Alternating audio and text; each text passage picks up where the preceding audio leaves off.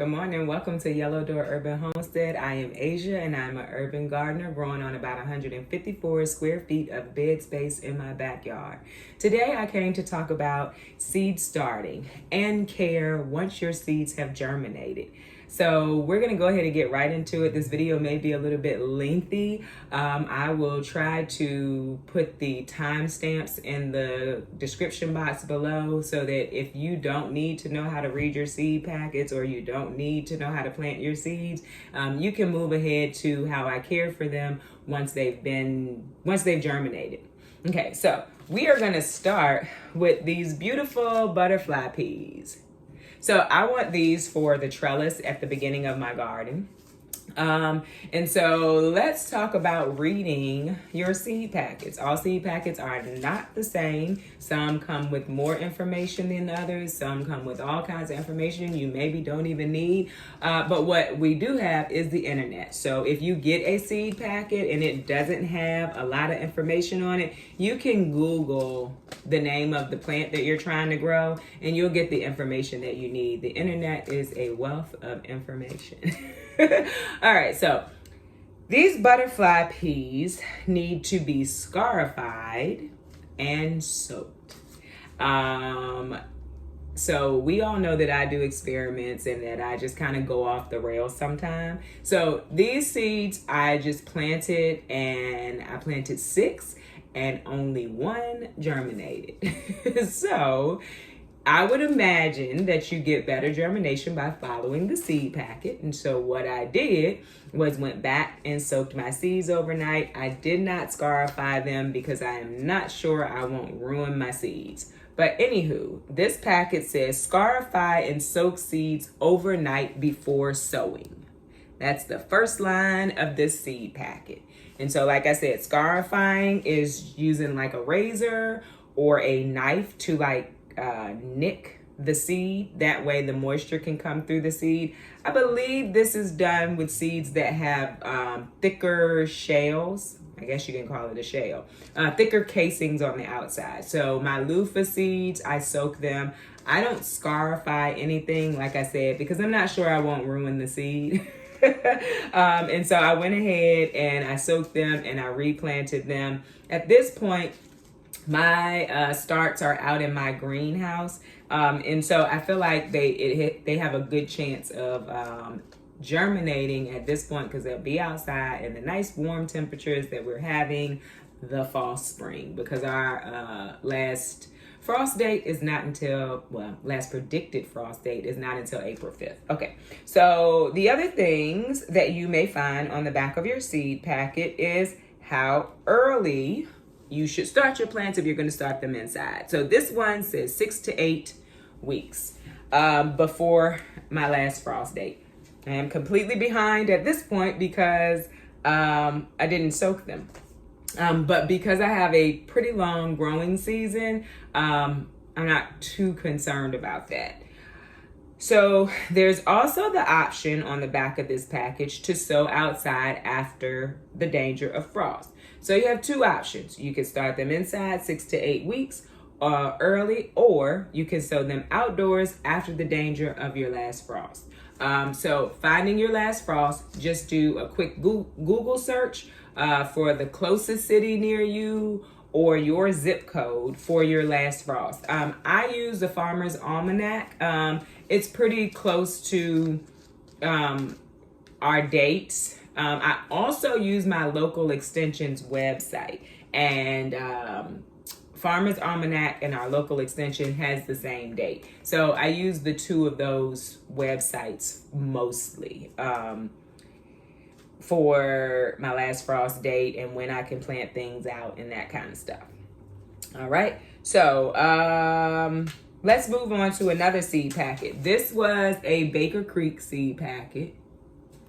And so now we're going to talk about a Dollar Tree seed packet, which my reason for doing that is because the Dollar Tree seed packets, they're 25 cents. And you hear things about, using the Dollar Tree seeds. I use the Dollar Tree seeds. It's economical. and the seeds germinate. So I'm not too worried about that. Okay, so let's talk about this Dollar Tree seed packet that has a lot of information on the back of it. You have your days to germination. So that's how many days it could take for you to even see greenery from your seed. Germination is how long it takes your seed to emerge, your plant, your seedling, to emerge from the seed. So for these pepper seeds, it says 10 to 20 days.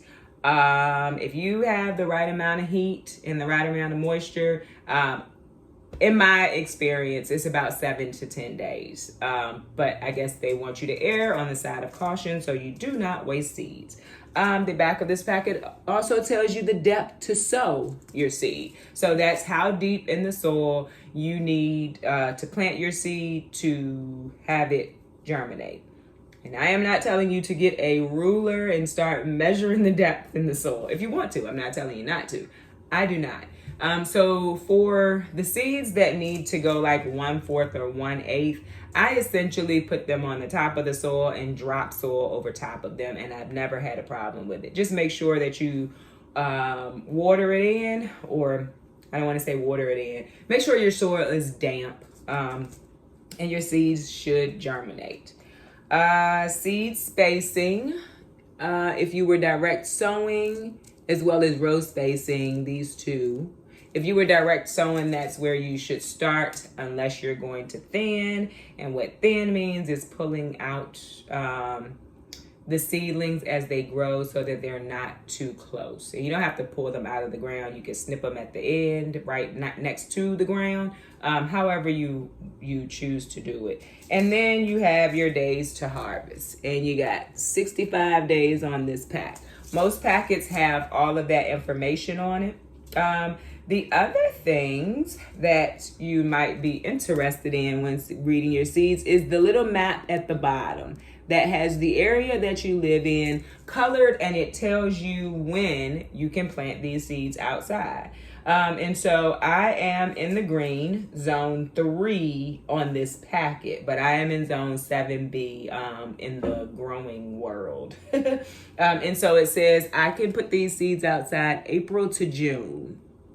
Hope you can see that. I'm not sure if you can or not. So I can put the seeds outside April to June, or I can put my starts outside in April through June, and they should be fine to grow. So let's talk about seed packs or seed companies that give you a lot of information. One of the seed companies that I love, and they give you all kind of information, and I have decent germination, is Botanical Interest. And so Botanical Interest, if you open the pack, there is more information inside. So lots of information to how to store them, how to preserve them, how they grow, how to fertilize them. That's all inside of the Botanical Interest packets. And I know you're like, why is it inside? What if I still need the seed pack? I think it's worth it to maybe invest in some little envelopes or some plastic bags. I know the whole plastic thing is not sustainable, but you do what you gotta do to put your seeds in, and use this information that's in the inside of the packet, especially if you are new to gardening. So just wanted to bring to your attention, Botanical Interest gives you a lot of information. The other thing I wanted to point out for Botanical Interest is they also give information on how to start the seeds. And so like with carrot seeds, you don't dig them in. You literally surface sow carrot seeds and make sure they stay moist. Make sure they stay moist. And so that is reading the back of the seed packet, or reading the seed packet in general.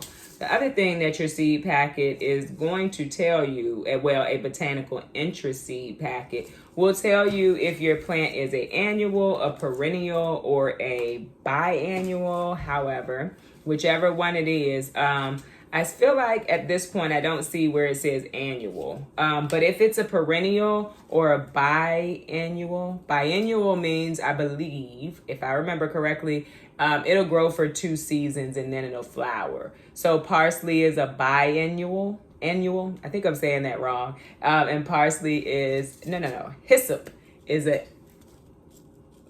perennial.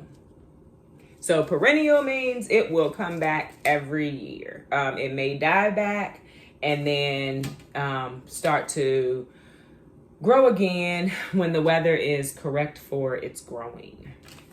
Same thing with rosemary. It's a perennial. One thing that I did not talk about, I believe, is, seeds that need light. So there are other seeds, like I said, with carrots, you just surface sow and make sure you keep them moist because they're very small and fine seeds. Rosemary actually grows better with light. So you know how we say, a lot of gardeners say, you don't need light for your seeds to germinate. And in most cases, you don't. But there are cases where you need light. Rosemary is one of those cases. Okay, so another seed company really quick that I want to tell you about that has a lot of information on the back of their seed packet is Johnny's Select.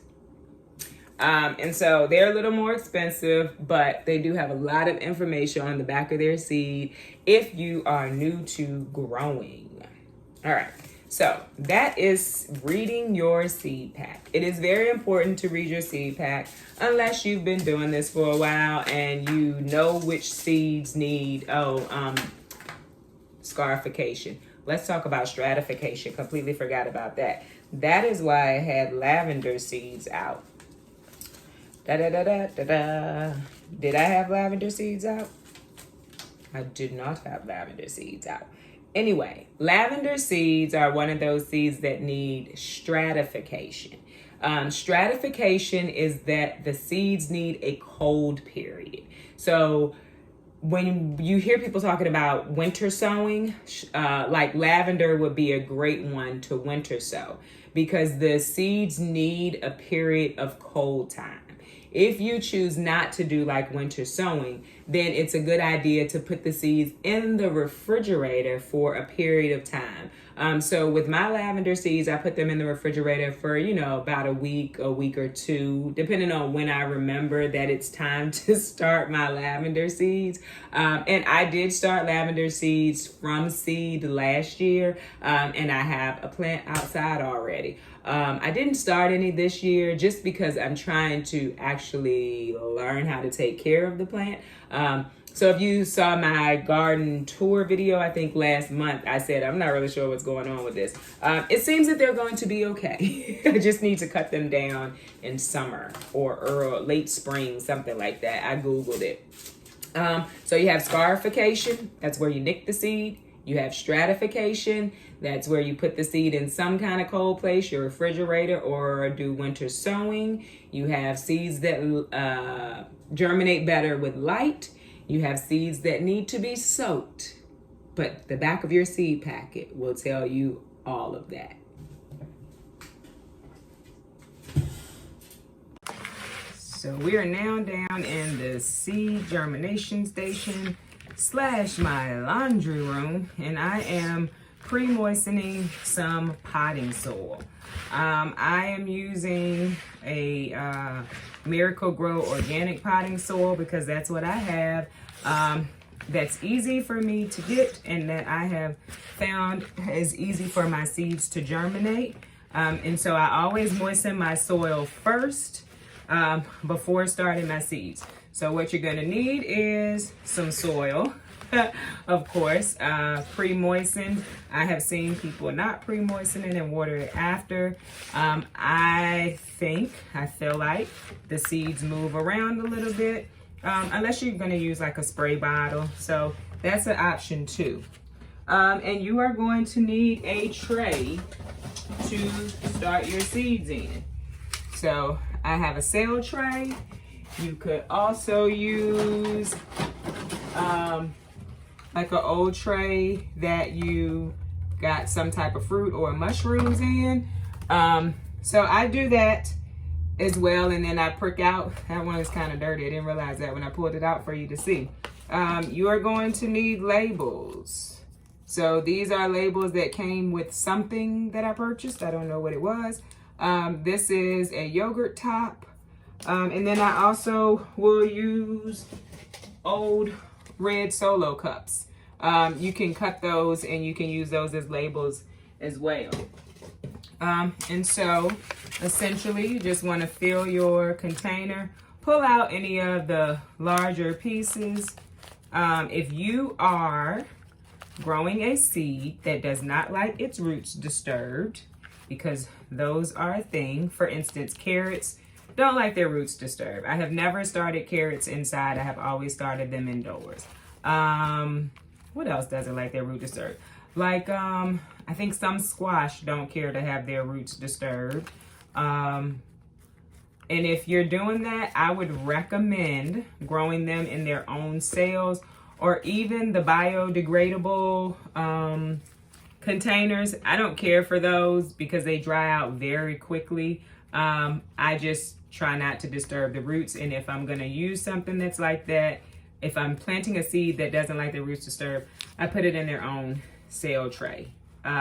So other things you can use for cell trays if a plant does not like its roots disturbed is a paper towel roll, a toilet paper roll, newspaper. I have never made the newspaper pots, but they look so cool. That might be something that I might try. And so those are the things that you can use to plant seeds that don't like their roots disturbed. And like I said a little while ago, the seed packet. We'll tell you that. I was trying to get you a little bit closer. So now my soil has been put in. You want to make sure you push down so that you're getting contact with the bottom of the pot, of the cell tray. I water from the bottom. Once I have these seeds in and they start to grow, I water from the bottom. So basically I put these into a tray, and then I just fill the tray, and then the bottom of the pot will soak up the water and water from the bottom. So I don't know that makes a huge difference. It's just how I've always done it, and it worked pretty well for me. And so I am going to plant some nasturtiums. I love nasturtiums. I've talked about them before. And so like this is a Fairy Morris pack. And so 32 days to germination. So I really could put these directly outside once the frost has passed, and I would be fine. I just prefer to start with starts. It's just a thing. Sometimes I don't get outside to ensure that they are moistened. So with that being said, you're not going to get germination if your seeds aren't wet. So this is a nasturtium seedling, pretty large seedling. So, seed. So for a seed this size, I will, probably shouldn't have poured them all in my hand. I will push it down into the soil, just like that. And so this seed pack says that my plant should be planted a 1/2 inch to 1 inch deep. I hope you can see that. It's right there. And so I'm gonna do 2 to a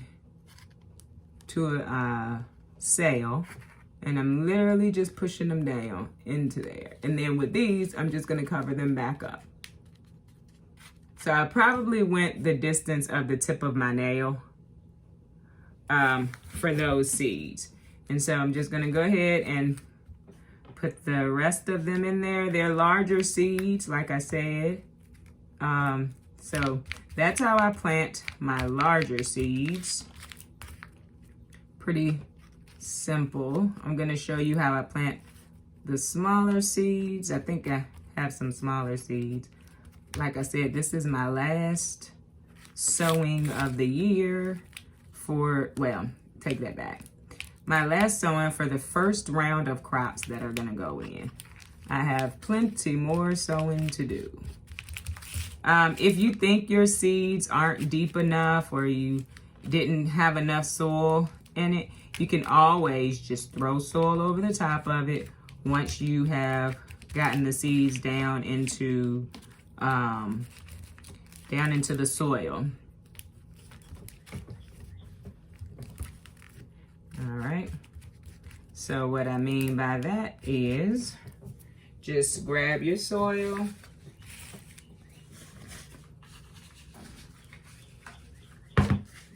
and sprinkle some on the top if you think you didn't put enough to cover. And try to pull out any of those big pieces just to help with germination, make it a little bit easier for them to come on up and give you what you're looking for. So let me put these back in. I wanted you to see the size of nasturtium seeds, but I don't want them to get moist because then you got a germination problem next year when you go to use them. And so my marker that I lose constantly, I just had it. Here we go. I reuse these. This was amaranth. I'm going to right over top of it, dwarf jewel nasturtiums, because that's what they are. Let's see. My nails. Or you could use the back. This was bok choy at a point. And I don't know how to spell dwarf. Jewel nasturtium. Sometimes the writing gets a little messy, but you know what you planted. All right. So those are in. Make sure you kind of tap it down a little bit because how your seeds are germinating is the moisture. The moisture and the warmth. But anyway, the moisture is in the soil. So you have to make sure that the seeds have contact with the soil. All right, so let's look at something that's a little bit smaller. It's not gonna be hollyhock. I planted out foxgloves in the, yeah, these are pretty small. So we'll do a foxglove. I put foxgloves in my winter sowing containers and I am not seeing any germination. So I'm going to try them inside. Doesn't mean they're not gonna germinate. It just means I'm not seeing it yet and and I've gotten nervous. So we're gonna, oh, that's unfortunate. Did you guys see what happened? Anyway, it's a good thing to be able to show you how small those seeds are. Do you see them at the end? Yeah. So I knocked that over and then I dropped some over here. So we could have 1,000,000 foxgloves. So I think what I'll do, because I made that mistake and dropped them, is I will show you how I plant in this. I guess you could call it a flat. So I'm just gonna, that has holes in it already. You have to make sure you have drainage. No matter what you're planting in, there needs to be drainage. So we're just gonna fill this up. You can see. All right. Gonna fill it up with soil. And because these seeds are so small, I'm gonna kind of try to get them off the table at either end. So nothing is lost here. I'm probably gonna have way more foxgloves than I need. I'm definitely gonna have way more foxgloves than I need. But if you wanted to actually plant what you needed, you could get your finger wet, which I don't have a way to do that. And you probably can't see, I'm using my iPhone. And you could get one seed at a time. I've seen people also do this with chopsticks, or there are actual tools that help you to sow smaller seeds. I'm not doing that. So for these, I'm gonna sprinkle, let them fall through my fingers into this container. And so they are there's a lot of them. I'm not going to overseed like that. Either way, I've lost the seeds at this point. But even with me dropping all of those seeds, there's still a bunch of seeds in the pack. So don't ever feel too bad if you make that mistake that I just made, because you have other options. And so these seeds should be sown 1/8 of an inch deep. So that's not very deep. So with these, my smaller seeds, I'm gonna come back in and just sprinkle a little bit of soil over top of them. That's all I'm gonna do. And then I'm gonna press down, make sure there's contact. Just like that. And now I am done planting those super small seeds that I just wasted all over my table, which is fine. Okay, so I have a lot more seeds to plant today, but I'm not going to do those all on camera because who would want to see that? I am going to label these as foxglove mixed.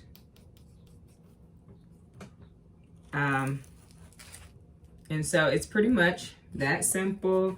Make sure you read the back of your seed pack. Make sure you're not planting them too deep. So my next step is to bring the seedling trays down to the germination station. So at this point, they will be left to germinate. I sometimes cover them with saran wrap. I sometimes will use the dome. Sometimes I don't do anything to them. I make sure that they are wet. So I will use a spray bottle. Just kind of depends on how I'm feeling that day. And I will spray them. I'm not going to spray this because this is neem oil. But I'll just use a spray bottle. Got it from the Dollar Tree. And spray the top. If I choose not to cover them. So my pepper seeds and my tomato seeds, I always cover them because they need a lot of warmth. So when you cover them, you have the moisture and it also holds in the warmth.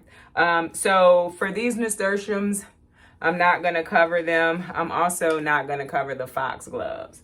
I'm going to sit them down here. I am going to make sure that they're always moist on the top. I'm not going to cover any of the seeds that I'm doing today, but I'm going to make sure that they're moist. For the most part, I do leave the lights on for a lot of my plants because that's where the warmth is going to come from in my germination station, because I don't use heat mats. But heat mats are a great way to germinate heat. I always say that. To generate heat for your seedlings when you are trying to get them to grow. If you choose to cover your seedlings with plastic, with the dome, however you choose to cover it, once the majority of the seedlings in the tray have germinated, you need to uncover them because the moisture and the warmth is going to cause them to be leggy. And when I say leggy, they're gonna get long. And you need to make sure that your lights are as close as you can get them to the seedlings. So these are some squash seedlings that germinated a little while ago. Today, along with starting seedlings, I am going to pot these up. And so I'm going to show you that too. It's going to be a long video. And I hope that the length is helpful to people. Because squash are one of the plants that they say do not like their roots disturbed.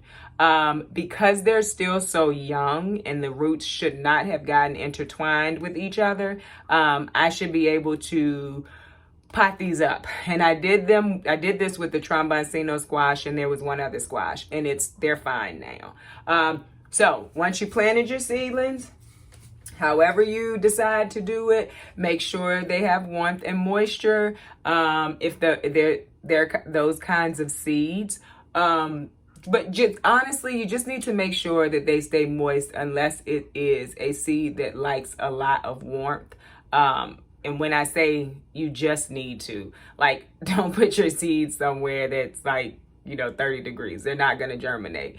They need to be in a warm place. So if you're starting them in your house, then it's going to be the temperature of your house, which at this time of year should be a warm place, except for like peppers and tomatoes, eggplant.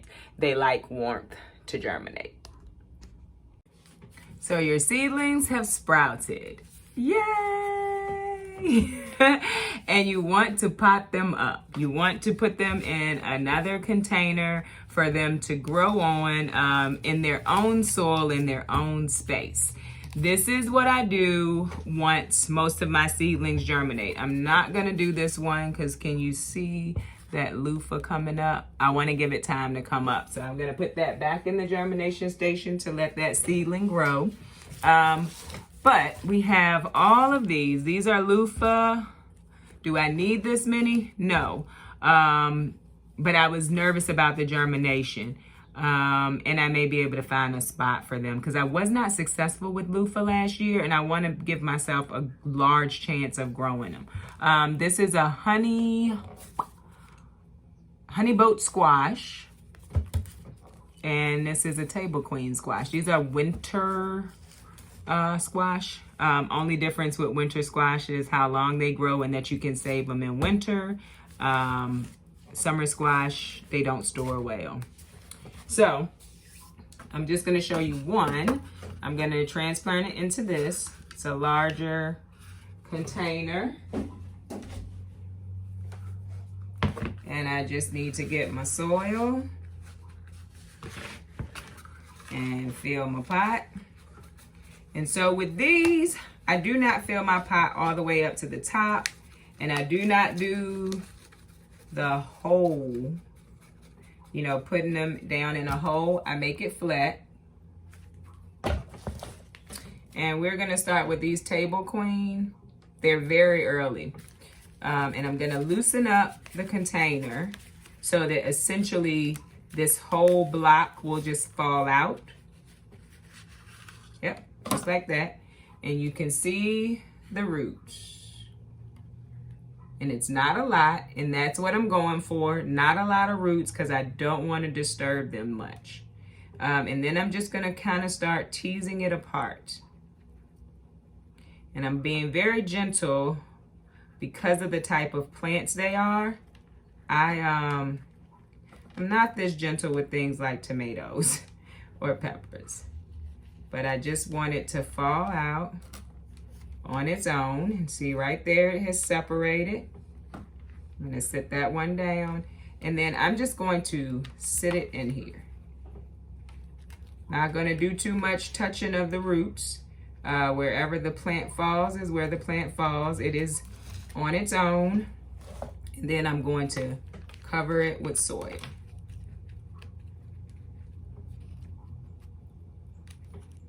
Not a big deal to pull out the big pieces at this point because it has already germinated. And then I'm going to make sure there's good connection between the roots and the soil. And then I'm going to label it. And she will go outside in the next few days once she's become acclimated to her new setting. So again, gonna press down, make sure there's contact with the bottom of the container. I am not putting it in a hole. I'm gonna easily, gently pick it up, and I'm going to put soil back around it. That's all I do for squash and other root vegetables that do not like their roots disturbed if I'm trying to separate them. Okay? So that's table squash, table queen squash. and make a label and pop it on in there. And we're gonna put them back up here for a few days, just so they can get acclimated. And once that is done, they will go outside. So I'm gonna put those to the side and show you a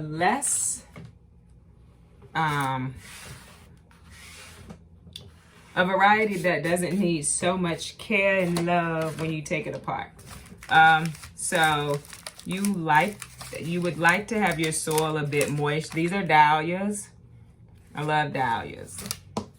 So they have their first, cannot say the word, but they're their seed leaves and their true leaves. So these are the seed leaves of dahlias, and their true leaves are coming in. I don't know if you can see that. So I'm gonna sow them into trays by themselves, one per plant. Let's see, I have to remember to put it where you can see it, right? And I'm gonna put a hole in there, make sure there's contact with the bottom.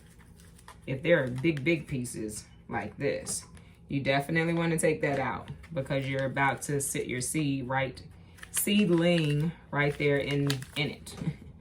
And you do not want that to be obstructing the growth. So there you go. Then we're gonna grab, these are dahlias from Kazi Town. I probably should have watered these before, but anywho, you can see right there the seedling, and I'm not being super careful with it because it's not one of those seeds that you have to be super careful with. So that's the seedling, and I'm gonna drop it down in there, making sure the roots are down in there and covered. And of course, don't, there are some plants like tomatoes that you can plant deep. And if your seedlings are transplanted early enough, when they're literally just tiny seedlings, you can plant them deep too. I'm not gonna do that with these dahlias because they're not super young, but you can see it. Gonna drop it down in there and cover the roots with some soil. So see, not nearly as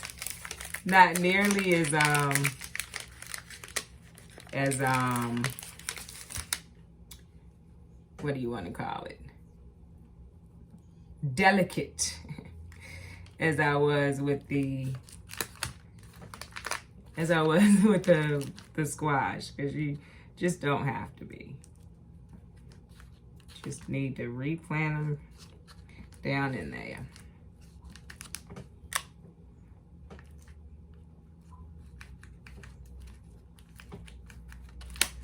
It's still kind of early in our zone. Well, it's not early, but we got a while before we'll be planting out. And so potting up is a good idea to give your plants the best chance at life. All right. And so you got this little tiny one. I'm gonna leave it. I'm just gonna pull it out. Wasn't gonna do much anyway. I've gotten better with that. All right. Just wanna drop it in. And they don't have to be going directly down to the ground. I mean, to the bottom. They just need to be, the roots just need to be covered in soil is all. All right. So I'm gonna label it and put it back into the germination station to ensure that they get acclimated. So now your seedlings have germinated and you have gotten past the scary part. I don't want to say the hard part because it's not that hard in my opinion. But you may have some failures. I'm not going to tell you you won't, because I have. And then you just start again. Or at the least, you go to the big box store, the feed and seed store, and you buy some seedlings, but you definitely grow. Okay, anywho, so now your seedlings are at a good point. They can go out into the greenhouse. Your weather is decent enough that you're not getting frost every night. I have like just a little makeshift greenhouse that I got from Amazon, and I'll link it in the description below. So in case you're interested, this is my second year with this. I did have to replace the cover, and so I wasn't able to find a cover that was cheaper than just buying another greenhouse. So eventually that's gonna get expensive. I'm gonna have to figure out what I'm gonna do with that. Anyway, so these are some of my pepper seedlings. These are orange sweet peppers. I love sweet peppers. And so I have a whole tray full of these. And so they're outside now in the greenhouse. I am paying attention to the roots. So here you can see some roots coming out, and on this side there aren't any roots coming out.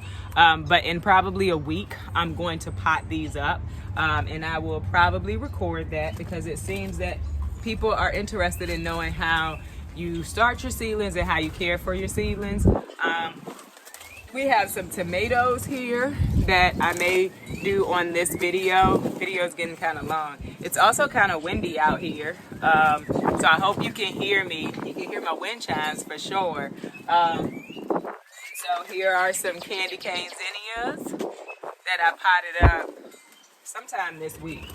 The only other thing that I do at this point is I pot up, and then I fertilize with a very diluted dose of fish emulsion. And so basically this is a 2-gallon watering can. I fill it up with 2 gallons. Excuse me. And I only put a half a tablespoon. I only put 1 tablespoon in it, and that's what I fertilize them with. Other than that, I make sure they're watered. I make sure the greenhouse is closed at night, open in the morning. You don't want to leave your greenhouse closed, because even though these are heat-loving plants, they still need air. You will bake them if you leave your greenhouse closed. Outside of that, I don't really do anything else after they get to this point. I fertilize, and I make sure they have water, and I make sure the greenhouse is open. So if you stay with me this whole time and you enjoyed the video, please consider subscribing. Please like this video. You can catch me over on Instagram at Miss MS Asia Spratley. I post there every day about the happenings in the garden. I hope this video was helpful. Please go ahead, leave a comment below. Let me know if the video was helpful. Let me know if you started your seeds, what you're excited to start. Let's just have a little bit of conversation. All right, thank you very much. Have a great day. Bye. We're doing it again. It's not working. I know people like this at the end, so I'm considering not